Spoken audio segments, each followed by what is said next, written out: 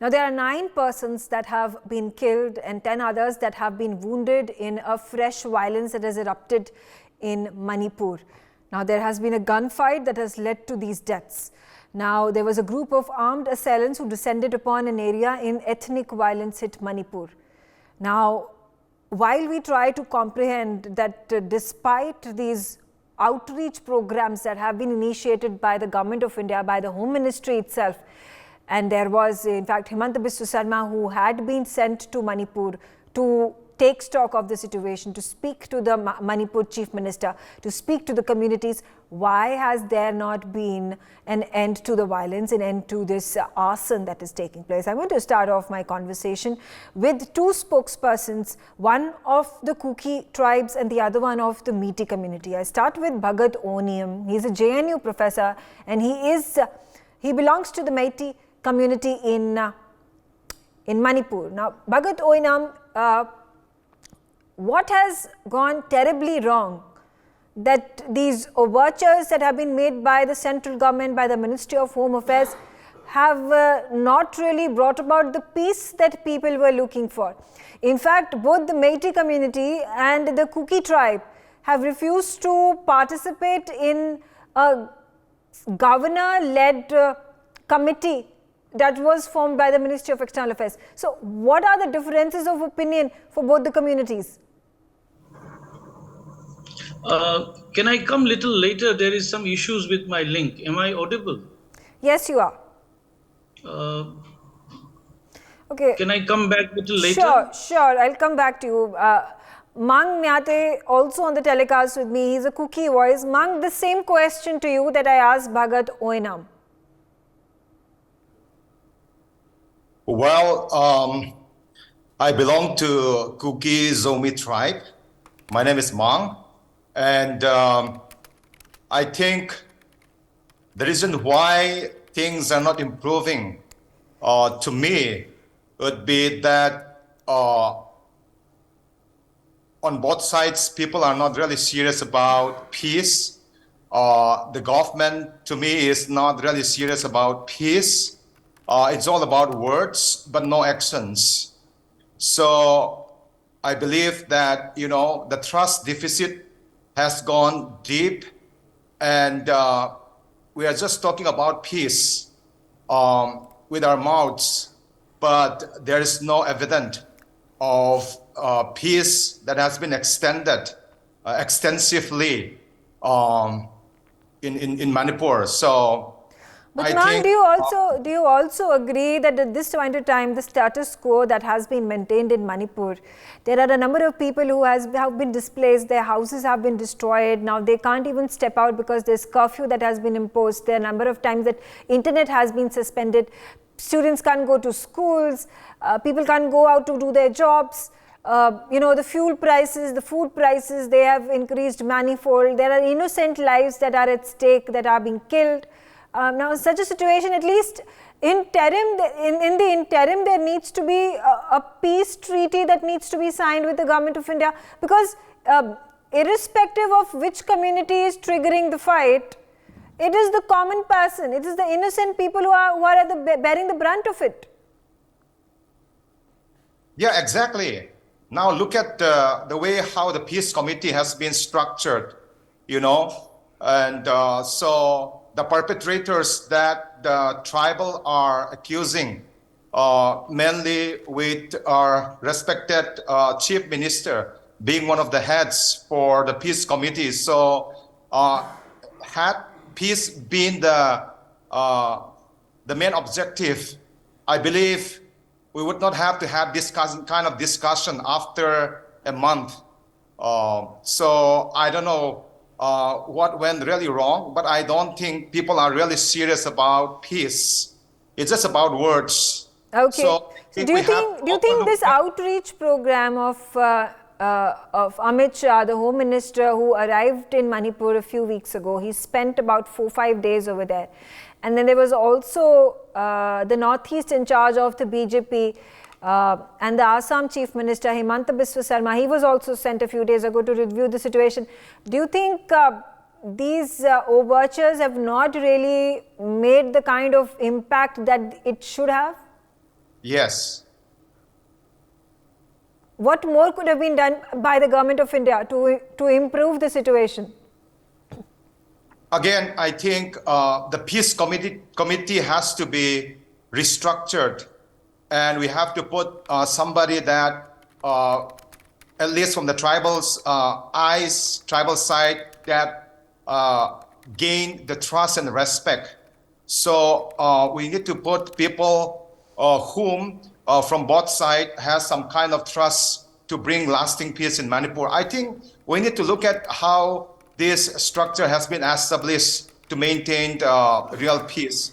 So to me, and in my own personal observation, I think the government of Manipur is not really ready for peace. It's just a talk.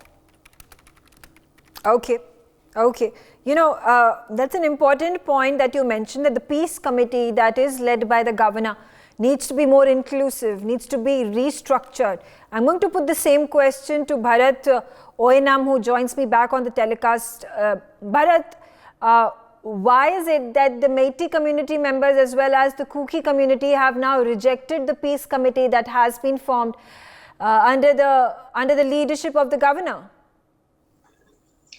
Well, it's not a question of rejecting per se. Some have, those hardliners have refused to be part of it, both from the Meitei and from the Kuki side. Apart from that, there has been some issues with literary and intellectual personalities. Two of them refused to be part of it, Ratan Thiam and another, Mohan Manimu. But their argument is that they were not consulted. So this committee was formed perhaps without consultation by the government of India. But I don't know, as a part of the protocol, whether people have to be really consulted or they can be made to be part of the committee. If they don't want to be part of the committee, they are free to move out, and maybe new members can be added. There is always room for that. But the fact is, it has to constitute politicians, civil society groups, retired administrators, intellectuals, and I think that has been taken care of. Who have been put and who have been not put, that is an additional issue one can always discuss. Okay. Bhagat, also one more question. Now, there was also this increased demand from the people of Manipur, from various communities. Now, they said that they would not be interested in having Biren Singh as the chief minister of Manipur, that there should be presidential rule that needs to be imposed in Manipur. Is this a valid demand? Well, see, this has been from the day one. The Kukis had been wanting it. Many politicians across the party and across ethnicity had been wanting it. In fact, perhaps all the 60 MLAs want to become chief minister. I will not be surprised. So people want to be in power. So that is another story. But as far as the president's rule is concerned, it is a matter of the naming. There is already a security advisor, Kuldeep Singh, who is an IPS officer retired, and he is directly in touch with the Home Ministry. There was initially, it was said it is 155 and not 156, and later on it says, no, even that 155 is also not the case. So it is all about what name you give. But in all functioning, so far as security matter is concerned, I think Chief Minister has very little hand. I mean, his hands are already tied. Okay. So it is a central government who is really doing the so. And it is how they engage themselves, wanting to, I mean, what I see is that the initial stages of violence, the central forces, which is directly under the government of India, have not acted. And that is how we are seeing the result today in terms of seeing the entire violence on ethnic line. Initially, Okay. which I think it wasn't. Okay. But Bhagat also, like I mentioned to Mang, that it is the innocent people who are suffering now. Is this the aftermath of being in denial that there is this crisis that has been imminent in Manipur for a really long time now? And these are the repercussions, and this is the impact that the common man, that the innocent people are now suffering at, bearing the brunt of. Can there also something be done now to have, there have been overtures, there have been outreach made to have interim peace, but it does not seem to have made much impact. See, this is the point. You have exactly said the issue, that the victim's story, though, who are the victims? Most of the victims are the ordinary, unassuming people. Those Meiteis who were displaced from Churachandpur area, which is a Kuki-dominated areas, they were ordinary people living for their own livelihood. And they have nothing against the Kukis or otherwise. So are the Kukis in the Imphal city, who many of them were born and brought up in Imphal Valley. And I do not think they have anything much grudges against the Meiteis either. So the real warmongers are somewhere else. And that is what we have to really look out for. Unfortunately, today, the violence has gone to an ethnic line, that every Kukis will be seen as homogeneous one. Every Meitei is started to be seen as homogeneous one, which is very unfortunate. One needs to distinguish between the Kuki militants and ordinary Kuki citizens. And unless we fail to do this, we will go by the dictates of the militants. And these militants are also further played out by certain forces, unseen forces. I do not want to name them, but several unseen forces are playing the game. And both the Kukis and Meiteis have become a pawn to the whole game of violence. Okay. Okay. I am being joined by RVS Mani as well. RVS Mani, you've heard both the sides. You've heard it from JNU professor, Meitei voice. You've heard it from a spokesperson of the Kuki tribe. Again, the same question, what went wrong? Or because it has been a problem that Manipur has been facing for decades together, there's nothing much the center could have done. Even when it came about appeasing to the communities, when Amit Shah came, when Himanta Biswa Sarma was sent to review the situation, it's a much larger problem, and these salves that the Home Ministry is putting on the wounds of the people is not enough. It's too little, too late. I beg to differ, because as my friend Bharat, Professor Bharat had said, there are a lot of invisible hands. Besides that, basically, if you see the ordinary Kuki or ordinary Meitei has got nothing to do with the problem. The fissures have occurred in the leadership. Whenever there are, so on the question of Manipur problem, it had stopped being a problem after 2015. They went into the Mizoram and neutralized certain anti-India forces. It's a fact, recorded fact. After that, there has been a period of almost 8 years of peace in Manipur. But where does it pinch? The question is, again, the 90s, Kukis had certain issues with the Nagas also. With the Kapalang group, they had a issue. So, the fissures, there is a elite leadership. The Kuki leadership always is, unfortunately, in spite of their harmonious relationship with the Meiteis and Kukis, some sort of leadership, some game is happening. That's the reason the perpetuation happens. And let us be very clear that the Kukis listen to their people because of faith, and the Meiteis will listen to their leadership. And that leadership, whether it is a question of ego, whatever it is, or it's a question of power orientation. As regard Biren Singh being ousted, he is a democratically elected chief minister. He is holding the position of chief minister. Apart from the recent aberrations which has taken place over the last 2-3 months, he has been doing a lot of relatively very good work. And so he should be allowed to continue. Why should you call for the head of the chief minister? And if this is the pattern, but there is an outright revolt from the Kuki tribe, and there have been a lot of spokespersons who have come on our channel who have spoken. and spoken on behalf of the Kuki people, and they have said that they just don't want the Prime Minister, the Chief Minister to stay on. That they have said that if the Chief Minister stays on, we are not going to cooperate. They're not going to cooperate with the central forces. They are not going to cooperate with the Home Ministry. Now is presidential rule the solution? No, presidential rule, why should be? If this is what this is our abject blackmailing, let us be very clear. If the democratic, he is a democratically elected Chief Minister of the state, appointed in the institution of democracy, and if anybody wants to blackmail it and perpetuate violence, either they are pawns in the hand of some invisible hands, or they do not want, they want to challenge the very democratic institutions through which the Chief Minister has been appointed.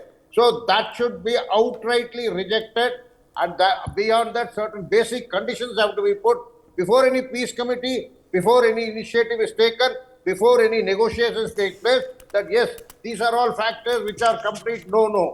Now within the framework of this, what do you want? Let us sit down and talk peace, and let us come out and shake hands and come out to a peaceful solution. And that should be the basic approach. Just because a particular agitated community is a microscopic leadership wants it, some trying to seek power, capture power, or whatever means, or whether by protest, whether by sedition, whether by preposterous positioning, that should not be acceptable. It should be very clearly told, because let me very clearly tell you, I have written several blogs on this.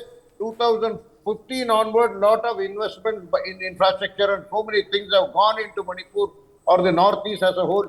And you have to see the current contest.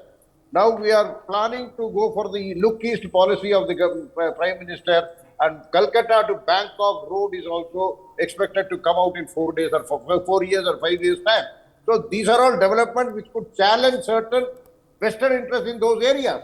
Commercial, non-commercial, military, defense, security. It could be any brand or category of Western interest, but Western interest is now getting challenged. And that is the reason last 3 months it is getting unabated. It abates for a short while and later on comes back to the normal dish. So we have to draw the margins before which even the peace committee selection also, well, Kukis can have their say in nominating their person and thereafter repose their trust on the peace committee. That is the way it should be done. If you do not want the governor, escalate it, let the Home Minister also be Union Home Minister or somebody from the Minister of State for Home may also be involved in the peace committee, bring in good Samaritans, social workers. There are a lot of ways of constituting a peace committee. Just number two is even with their own nominees being there, if they are going to challenge the peace committee again, then I am very sorry to say that their agenda is much more far-fetched than this. Thank you. Okay. Mang, I want to ask you, do you think this internal strife that Manipur is facing is also an advantage point for non-state actors, and a lot of terrorism that comes, insurgency that comes from Myanmar, from the Chinese side, and they might be taking advantage of this this unrest, this conflict that has erupted once again in Manipur? Well, can you please elaborate what do you mean by that? Do you have any I'm proofs talking about the drug cartel. I'm talking about the poppy infestation. I'm talking about how there have been infiltrators that have been coming in from Myanmar into the borders of Manipur, and they are at some given point or the other looking to cause conflict in the region, and this perhaps is a good example, is a good way. It's an opportunity for them to wreak havoc in an already sensitive situation that Manipur finds itself in. Now, ma'am, you have to understand that